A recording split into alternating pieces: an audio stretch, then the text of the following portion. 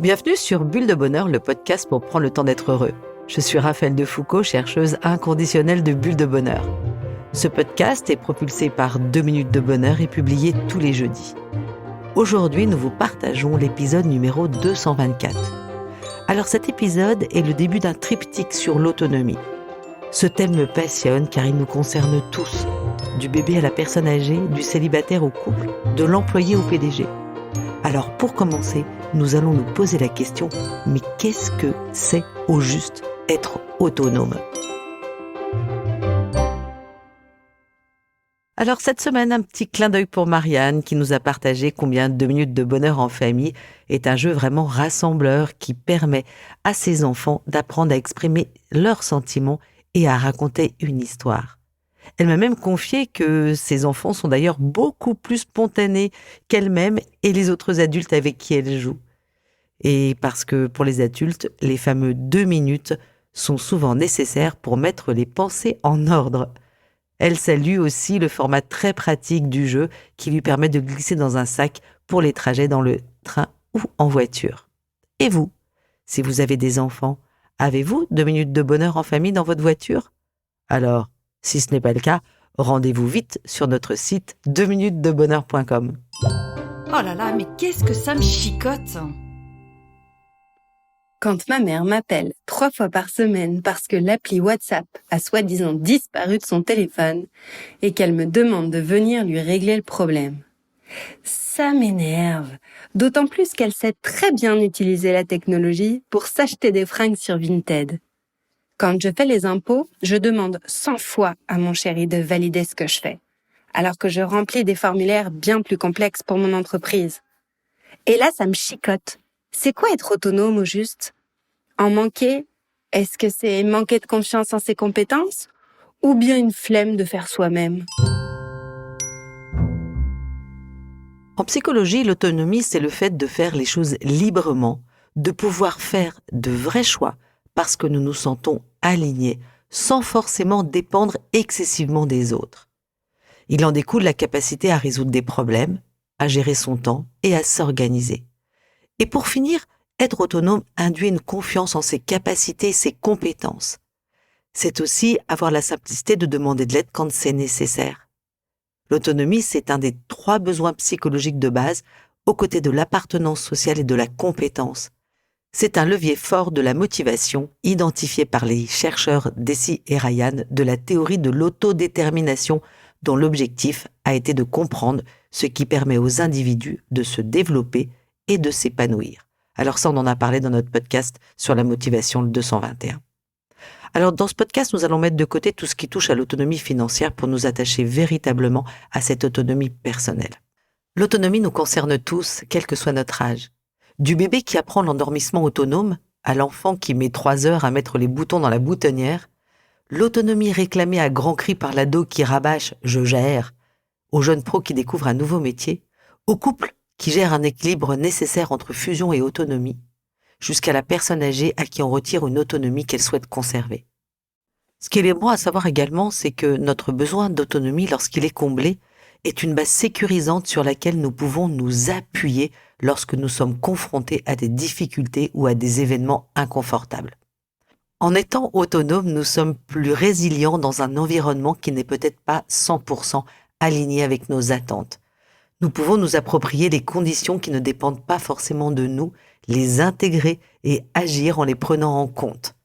Bref, nous savons mieux rebondir quand on est autonome.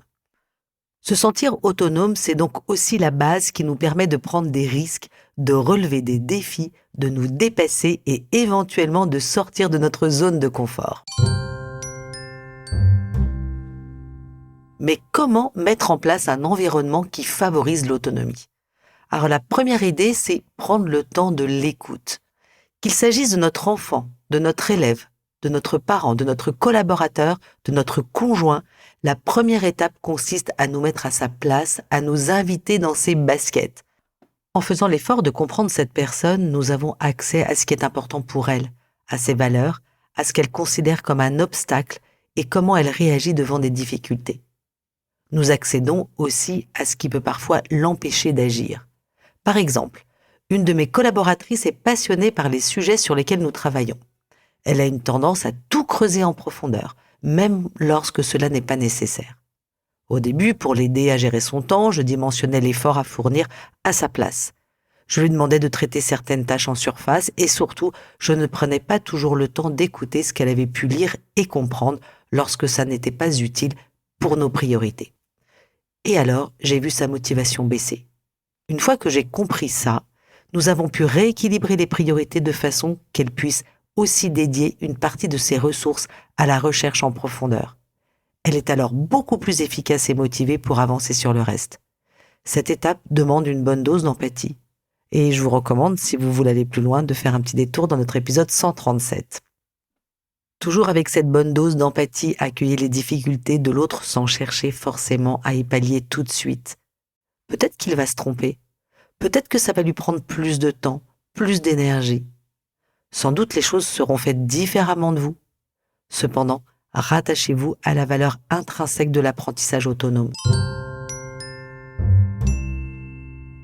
Deuxième idée pour mettre en place un environnement qui va favoriser l'autonomie, c'est encourager les initiatives. Effectivement, une fois que nous avons cerné la personne, nous pouvons l'encourager à participer et à prendre des initiatives. C'est très important car ça permet à cette personne de s'approprier la tâche, ce qui se traduit par une plus grande motivation pour se lancer et persévérer.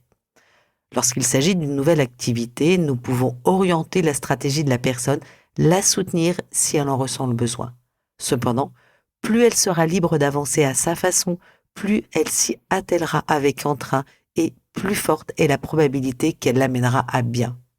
S'il s'agit au contraire d'une tâche qui suit un protocole préétabli, la préparation des états financiers d'une entreprise par exemple, avec son lot d'utilisation de logiciels ultra normés, de vérification hiérarchique et d'échéances à respecter, un bon motivateur expliquera les raisons de suivre un tel processus.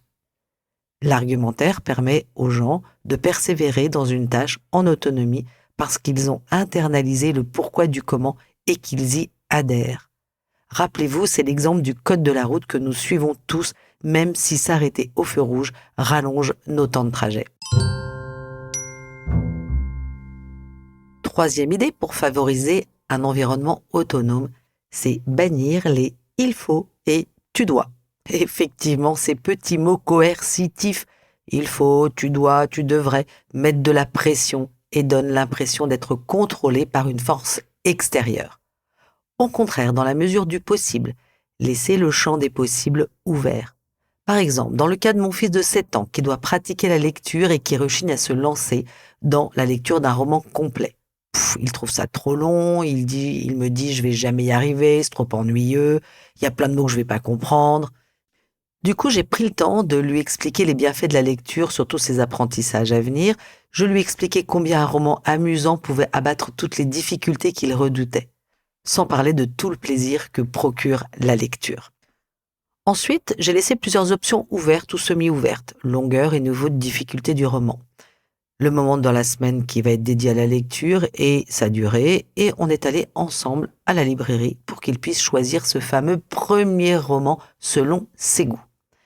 Et figurez-vous qu'au milieu des classiques de mon enfance, il a choisi Star Wars. Oui, un roman adapté des films. J'ai dû faire preuve de beaucoup de self-control et les premiers jours, il a fallu le rappeler à son plan, puis il se l'est très vite approprié, il l'a même revisité. Il n'avait pas pensé à la possibilité de bouquiner dans l'autobus scolaire et il a même réembarqué dans le tome 2 qu'il est allé lui-même emprunter à la bibliothèque. Mission accomplie. Allez, je change de regard. Alors pourquoi cette autonomie est-elle si importante ? Alors déjà, se sentir autonome permet d'agir par soi-même. Alors je voudrais vous parler d'une étude qui est assez amusante qui a été menée par Paloma Dominguez et son équipe de l'Université de Grenade. Cette étude va démontrer que lorsque les enfants ont le choix, ils mangent plus de légumes. Bonne nouvelle pour les parents qui nous écoutent. Voilà quelques détails. 3 groupes d'enfants ont été confrontés à 2 légumes qu'ils apprécient particulièrement. Au premier groupe, il est dit « Voilà 2 légumes que vous pouvez manger autant que vous voulez ». Au deuxième groupe, il est dit « Il y a 2 légumes, lequel voudriez-vous manger aujourd'hui ?» Et enfin, les chercheurs sélectionnent un des 2 légumes pour le troisième groupe, toujours parmi les 2 légumes les plus appréciés par les enfants, et ils leur disent « Aujourd'hui, il y a ce légume ». Puis les chercheurs ont mesuré la quantité moyenne mangée par chaque groupe. Le résultat est frappant. Lorsque les enfants ont le choix, les enfants mangent beaucoup plus de légumes que lorsque ça n'est pas le cas. Alors, comme le montre cet exemple des légumes, lorsque nous nous sentons autonomes, nous sommes plus enclins à agir par nous-mêmes, nous nous sentons mieux motivés. Effectivement, si j'ai le choix, je me lance, tandis que si je me sens forcé ou que je dois absolument suivre un protocole préétabli, je résiste davantage. Certains malades sont bien plus aux manettes de leur guérison lorsqu'ils sentent que le personnel ou leurs proches leur lâchent un peu les baskets, qu'ils peuvent décider eux-mêmes de ce qui est bon pour eux ou quand leurs souhaits sont entendus. Et les bienfaits de l'autonomie? Alors le premier, c'est que ça va doper l'estime de soi. Effectivement, lorsque nous agissons en autonomie, nous dopons notre estime de nous-mêmes. La recherche sur l'autorégulation dans les études, c'est-à-dire la capacité des étudiants à s'autodiscipliner, va aussi dans ce sens. Plus les parents et enseignants soutiennent l'autonomie des étudiants, plus ils apportent des défis bien calibrés et moins ils essaient de les contrôler, et plus ces derniers persévèrent et se sentent épanouis dans la réalisation d'eux-mêmes. Dans ce contexte, leur vie leur semble aussi plus satisfaisante. Satisfaire leurs besoins d'autonomie leur permet, donc à ces étudiants, à la fois de rester motivés et de ressentir plus de bien-être que les étudiants qui n'ont jamais été soutenus. C'est un cercle vertueux, car être encouragé à explorer, à faire des choses par soi-même, pousse à relever des défis qui boostent l'estime de soi-même, et c'est un socle pour se déployer encore plus. Donc, plus je me sens autonome, plus je nourris ma confiance en moi, et plus je suis motivé à agir, et ainsi de suite. Franchement, à encourager, surtout avec nos propres enfants. Ce qui vient aussi renforcer l'estime de soi, c'est que l'autonomie augmente la performance des individus. Par exemple, dans le cas de la pratique d'un instrument de musique, une étude menée sur des étudiants d'écoles prestigieuses en Nouvelle-Zélande a démontré que plus ces étudiants se sentent autonomes dans leur travail, plus leur pratique de l'instrument est fréquente, plus les étudiants se tournent volontairement vers des pièces plus difficiles et plus leur pratique est de grande qualité. Un autre bienfait de l'autonomie, et pas des moindres, l'autonomie permet d'être plus heureux. En s'autonomisant, nous sommes plus capables de prendre de la distance par rapport aux pressions extérieures, qu'elles soient culturelles, familiales, environnementales, etc., et de poser de vrais choix qui correspondent à ce qui est vraiment bien pour nous et qui a du sens pour nous.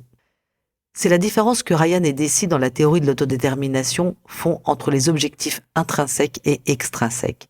Les objectifs extrinsèques participent d'une vision plus hédonique du bonheur, c'est-à-dire à la recherche du plaisir.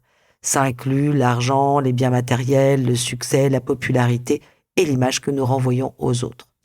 Les objectifs intrinsèques répondent, eux, à une conception eudémonique du bonheur, c'est-à-dire que le bien ultime est le développement de chacun, de son esprit, l'élévation de sa personnalité.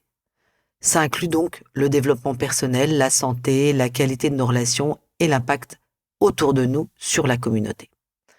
En fait, lorsque nous sommes concentrés sur ces priorités intrinsèques, nous améliorons sensiblement notre sentiment de bien-être et de satisfaction dans la vie. En bref, nous sommes plus heureux. Alors ça a été démontré par une étude longitudinale avec un nom assez cocasse et particulièrement pertinent. Choisissez bien vos souhaits. Et ça a été mené par Christophe Niemiec, un autre professeur de l'université de Rochester. Son équipe et lui ont interrogé des étudiants en fin d'études sur les objectifs qu'ils allaient poursuivre à leur sortie d'école. 1 an après, il est retourné auprès de ces étudiants pour voir ce qu'ils étaient devenus et mesurer leur niveau de bien-être. Il est incroyable d'observer qu'il n'y a aucune corrélation entre l'atteinte d'objectifs extrinsèques comme gagner de l'argent, devenir plus puissant, plus populaire et le niveau de bien-être. Au contraire, l'atteinte d'objectifs extrinsèques multiplie les risques de dépression, d'anxiété et même de problèmes physiques. À l'inverse, tous les étudiants qui avaient poursuivi et atteint des objectifs intrinsèques comme entretenir de relations durables, contribuer à des projets qui ont de l'intérêt pour la collectivité, étaient tous devenus plus heureux. Donc, poursuivre des objectifs libres, intrinsèques et guidé par notre autonomie rend véritablement plus heureux. Troisième bienfait, le sentiment d'autonomie augmente la vitalité. Les chercheurs de la théorie de l'autodétermination ont démontré que le sentiment d'autonomie augmentait évidemment le bien-être physique, ce qu'ils appellent la vitalité. La vitalité, c'est l'énergie disponible ressentie par une personne. Généralement, c'est une variable que nous sommes tous capables d'évaluer pour nous-mêmes. Toutes les études vont dans le même sens. Plus nous sommes contrôlés dans nos façons de faire, moins nous ressentons de l'énergie pour accomplir ce qui doit être fait. Certains chercheurs qui se sont intéressés à l'autodiscipline ont même dû revoir leur copie en constatant l'importance de l'autonomie sur le bien-être des individus. Ils avaient précédemment démontré que lorsque les gens sont forcés à accomplir quelque chose qui demande de l'attention ou de la discipline, de poser des actes autorégulés, ils s'épuisent. C'est la tradition de l'épuisement de l'ego. En y regardant de plus près, ils se sont rendus compte que toutes les études portaient sur des choses pour lesquelles les personnes observées devaient se forcer, ce qui leur ôtait tout sentiment d'autonomie. En faisant bouger cette dernière variable, le résultat est sans appel. L'effet d'épuisement ne se manifeste pas. La personne gagne en énergie. Et il est par exemple très intéressant d'observer les gens qui partent en retraite après une vie de labeur. Ceux qui s'adonnent à leur passe-temps, font des projets, partent s'installer ailleurs ou voyagent, prennent le temps de découvrir de nouvelles activités et ils ressentent un profond bien-être, une grande vitalité dans cette période de rupture. Boostés par cette autonomie et le fait de choisir, ces personnes peuvent même être plus énergiques que des gens qui ont 20 ans de moins qu'eux. Agir en autonomie permet de combattre l'impression parfois d'avoir perdu leur utilité, leur capacité à contribuer. Cela préserve de la tristesse, de l'abattement et parfois même de la dépression qui surgit trop souvent au cours de cette période bouleversante qu'est la retraite. C'est tout ce que je développe et que je défends dans le coffret Un temps pour soi retraite. Et hop, je me lance. En bref, si je résume, être autonome, 1. Permet de poser de vrais choix, 2. Augmente l'estime de soi, et 3. Favorise l'autonomie des autres. À vous de jouer, chers auditeurs. Cette semaine, la carte de 2 minutes de bonheur vous propose de faire un petit pas et de choisir d'être autonome en prenant une décision simple, par vous-même et en assumant la responsabilité de votre action. Allez, osez! La petite mousse est savante cette semaine. Elle nous vient de Galilée qui nous dit « On ne peut rien enseigner à autrui. On ne peut que l'aider à le découvrir lui-même. » Avec Bulle de bonheur, prenez le temps d'être heureux. Merci pour votre écoute. Si vous avez aimé, dites-le nous avec 5 étoiles. Laissez vos commentaires et envoyez des bulles de bonheur à vos amis et partagez ce podcast. Inscrivez-vous à la newsletter en allant sur notre site 2 minutes de bonheur pour être notifié des prochains épisodes. C'est aussi très facile de nous trouver sur les réseaux sociaux, Facebook et Instagram. Il suffit de chercher 2 minutes de bonheur. Bulle de bonheur est propulsée par 2 minutes de bonheur, des outils pour créer du lien et prendre le temps d'être heureux.